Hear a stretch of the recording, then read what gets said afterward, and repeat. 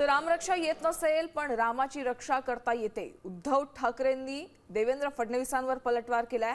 जो राम का नहीं वो काम का नहीं हे ठाकरेंना कळलं असं म्हणत देवेंद्र फडणवीसांनी उद्धव ठाकरेंना टोला लगावलाय।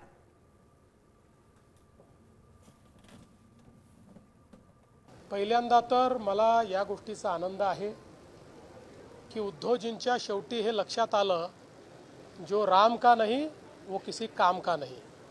त्यामुळे ते रामाकडे परत गेले, त्याबद्दल मी त्यांचं अभिनंदन करतो।